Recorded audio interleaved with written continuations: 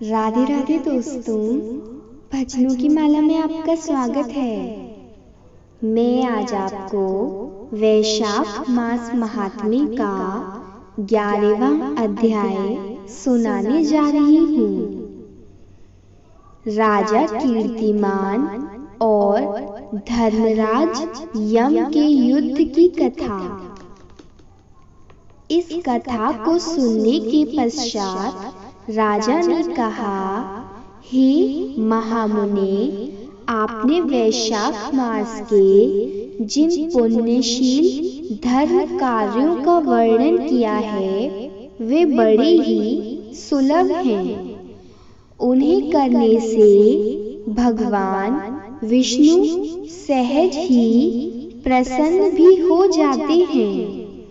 प्राणी को धर्म, अर्थ, काम और मोक्ष की प्राप्ति भी होती है। तब फिर क्या कारण है कि इस प्रकार का देव अनुकूल धर्म भी संसार से अधिक प्रचलित नहीं हो सका है? ऋति देव जी ने कहा, हे राजन, तेरे इस सुंदर प्रश्न को सुनकर मैं परम सुखी हुआ हूँ। अन्य धर्म तो संसार में विख्यात है, परंतु वैशाख मास के धर्म कार्य प्रख्यात नहीं है। इसका सहज उत्तर सुनो। इस संसार में पुत्र, पौत्र, संतान तथा अन्य सुखों की आकांक्षा रखने वाले अनेकानेक प्राणी हैं। उनमें से अधिकांश राजसी और तामसी प्रवृत्ति वाले हैं। भगवान विष्णु को सात्विक प्रवृत्ति प्रिय है। जो प्राणी इच्छा रहित सात्विक धर्म की प्राप्ति द्वारा भगवान विष्णु को प्रसन्न करने की कामना करते हैं, वे इस वैशाख मास का सेवन करते हैं। इस पुण्यशील धर्म को प्राणी क्यों छिपाए रखते हैं, उस रहस्य को सुनो। एक समय पुण्यशीला काशीपुरी में राजा नृप का पुत्र सार्वभौम तथा महायशस्वी हुआ। उसका नाम कीर्तिमान था। वह अपनी इंद्रियों पर अंकुश रखने वाला, क्रोध को नष्ट करने वाला, ब्राह्मणों का आदर करने वाला तथा धर्म का पालन करने वाला समस्त राजाओं में उत्तम था। वह राजा एक दिन जब शिकार के लिए वन में जा रहा था, तो मार्ग में उसने यह देखा कि महर्षि वशिष्ठ के शिष्य कहीं जल दान के हेतु प्याऊ लगा रहे हैं, कहीं विश्राम हेतु छायादार मंडप बना रहे हैं, कहीं कुओं और तालाब का जल निर्मल बनाने की इच्छा से उनका उदाव कर रहे हैं, तो कहीं छत्री दान कर रहे हैं और कहीं तांबुल दे रहे हैं, कहीं विश्राम करते हुए पथिकों पर पवन डुला रहे हैं, कहीं शीतलता के लिए सुगंधित पुष्प दे रहे हैं, तो कहीं नेत्रों में कपूर लगा रहे हैं। इस भांति नाना उपायों द्वारा लोगों की सेवा कर रहे हैं। उस शिष्य मंडली को यह सब कार्य करते हुए देखकर राजा ने उनसे पूछा, हे कुमारों, तुम लोग कौन हो और इस प्रकार के कार्य किस लिए कर रहे हो? यह सुनकर वे बोले, हे नृपश्रेष्ठ, हम महर्षि वशिष्ठ के शिष्य हैं। गुरु जी की आज्ञा से हम इन सब कार्यों को कर रहे हैं। ये कर्म, धर्म, अर्थ और काम की साधना के साथ ही मोक्ष को भी प्रदान करने वाले हैं। इन कार्यों से जो विशेष फल प्राप्त होता है, उसके विषय में तुम जाकर गुरुदेव से पूछो। उनके इन वचनों को सुनकर राजा महर्षि के आश्रम में गया। राजा को अपने आश्रम में आया हुआ देख वशिष्ठ जी ने उसका समुचित आदर किया तथा उचित स्थान देकर बिठाया। तब राजा ने वशिष्ठ जी को प्रणाम करके अत्यंत विनय पूर्वक कहा, हे महामुनि, मैंने मार्ग में आपके शिष्यों को उत्तम कार्यों में लगा देखा है। उन शुभ कार्यों को देखने से मन में प्रसन्नता होती है। मैंने उनसे जानना चाहा कि इन कृत्यों से किस फल की प्राप्ति होती है। तब उन्होंने दया करके मुझे आपके पास भेज दिया है। अब आप कृपया करके मुझे यह बताएं कि इन कर्मों के द्वारा प्राणी को किस फल की प्राप्ति होती है।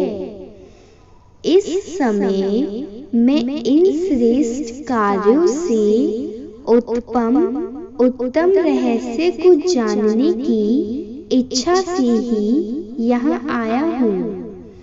यह सुन प्रसन्न होकर महर्षि वशिष्ठ ने कहा, हे राजन, मैं तुम्हारी धर्म में रुचि जानकर बहुत ही प्रसन्न हूँ।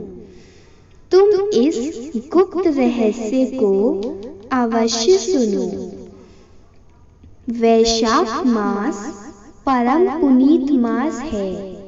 इसका सेवन करने से भगवान विष्णु बहुत प्रसन्न होते हैं। जो प्राणी धर्म में प्रीति रखते हों, उन्हें इस धर्मशील मास का सेवन अवश्य ही करना चाहिए। वैशाख मास का सेवन करने वाले प्राणी को प्रातः ब्रह्म मुहूर्त में शय्या त्याग देनी चाहिए तथा स्नान करके शरीर को शुद्ध करना चाहिए। फिर प्रसन्न चित्त होकर भगवान विष्णु की प्रसन्नता हेतु उनका विधिवत पूजन करना चाहिए। प्राणी को अपनी सामर्थ्य के अनुसार दान करना चाहिए तथा ब्राह्मणों की सेवा भी करनी चाहिए। ऐसा करने से भगवान श्री हरि, जो चराचर जगत के स्वामी हैं, अति प्रसन्न होते हैं। इसलिए हे राजन, तुम इस वैशाख मास का पालन उत्तम रीति से करो और अपनी प्रजा की भलाई के लिए उससे भी ऐसा करने को कहो। जो प्रजाजन इस परम पुनीत वैशाख मास का सेवन ना करे, उसे दंड भी दे सकते हो। मुनि के इन वचनों को सुनकर तथा धर्म के उस श्रेष्ठ मर्म को जानकर राजा मन ही मन अत्यंत प्रसन्न होकर अपने घर को लौट आया। फिर उसने भगवान केशव के चरण हृदय में धारण किए और प्रभु से प्रीति करता हुआ अपने राज्य का पालन करने लगा। जब वैशाख मास आने को हुआ तो राजा ने अपने संपूर्ण राज्य में यह ढिंढोरा पिटवा दिया कि 8 वर्ष से 80 वर्ष तक का कोई भी पुरुष, स्त्री अथवा बालक यदि रोगी नहीं है, वह यदि मेष की संक्रांति में सूर्योदय से पहले ही स्नान करके वैशाख मास के उत्तम धर्म का पालन नहीं करेगा तो उसे चोर को दी जाने वाली यातनाएं दी जाएंगी एवं राज्य से बाहर निकाल दिया जाएगा। उसने धर्म का उपदेश करने के लिए प्रत्येक गांव में एक ब्राह्मण भेजा तथा धर्म का पालन न करने वालों को सजा देने के लिए 10-10 सैनिक भी नियुक्त किए। इस प्रकार उस राजा के संपूर्ण राज्य में धर्म का पूरी तरह विस्तार होने लगा। बाहरी राज्यों के लोग भी धर्म पालन करने की इच्छा से उसके राज्य में आकर बसने लगे। लोगों को यह विश्वास हो गया कि इस पुण्यशील राज्य में मरने वालों को निश्चय ही मोक्ष की प्राप्ति होगी। इस प्रकार राजा के धर्म में रत होने के कारण धर्म का चारों ओर बोलबाला हो गया। वहां की प्रजा धर्म कार्य करती हुई मोक्ष प्राप्त करने लगी। तब चित्रगुप्त भी हैरान रह गए क्योंकि नर्क खाली रहने लगा था। तब एक दिन नारद जी धर्मराज के पास जाकर कहने लगे, हे धर्म, मुझे बड़ा आश्चर्य है कि इस बार तुम्हारे यहाँ बड़ी शांति है। नर्क से हाहाकार का शब्द आता हुआ सुनाई नहीं पड़ रहा है। कुकुर्मी जन तुम्हारे राज्य में आते जाते क्यों नहीं दिख पड़ते हैं? तब धर्मराज ने यह कहा, हे नारद जी, आजकल पृथ्वी पर राजा कीर्तिमान ने धर्म का आश्रय ग्रहण किया है। उसने भगवान केशव के चरणों में प्रीति लगा रखी है। भगवान पुरुषोत्तम की प्रसन्नता के लिए उसने अपने संपूर्ण राज्य में प्रजा को वैशाख मास का सेवन करना प्रारंभ कर दिया है। राजदंड के भय से सभी लोग धर्म का पालन कर रहे हैं। वे सभी पुण्यों में प्रीति रख रहे हैं। कोई पाप कर्म नहीं करता। यही कारण है कि अपने पुण्यों के प्रभाव से सभी प्राणी मृत्यु के उपरांत मोक्ष को प्राप्त होते हैं और मेरा यह लोक पूरी तरह खाली हो चला है। वैशाख धर्म सेवन करने के कारण प्राणी ब्रह्म हत्या सरीखे महाभयानक पापों से भी मुक्त हो जाता है। अतः अब मैंने यह निश्चय किया है कि मैं उस महाप्रतापी राजा से जाकर युद्ध करूं। यदि मैं उस राजा को जीत सकने में असमर्थ रहा तो भगवान ब्रह्मा के पास जाकर अपनी व्यथा का वर्णन करूंगा, अन्यथा उसे मार ही डालूंगा। इस प्रकार नारद जी को अपने मन का सारा हाल कहकर यमराज ने जरा, रोग, व्याधि, मृत्यु आदि महाबली अनुचरों सहित महापराक्रमी अपने यमदूतों के साथ लिया और स्वयं भी यमदंड को हाथ में ले भैंस पर सवार होकर अपनी सेना के साथ पृथ्वी पर जा पहुंचा। उसने महाबली राजा को पराजित करने के लिए उसके राज्य को चारों ओर से घेर लिया। जब राजा को यह पता चला कि यमराज ने उसके नगर को घेर लिया है, तो वह अपनी प्रजा की रक्षा के लिए सेना सहित नगर के बाहर युद्ध करने के लिए आ गया। फिर दोनों ओर से भयानक युद्ध हुआ। राजा के बड़े पराक्रम के आगे यम की सेना बहुत देर तक नहीं टिक सकी। यम की सेना जब राजा के पराक्रम से विचलित होकर भागने लगी, तो यमराज ने अपने तीक्ष्ण बाण राजा के ऊपर चलाए। फिर वह राजा का वध करने की इच्छा से तलवार और ढाल उठाकर उसे मारने के लिए आगे बढ़ा।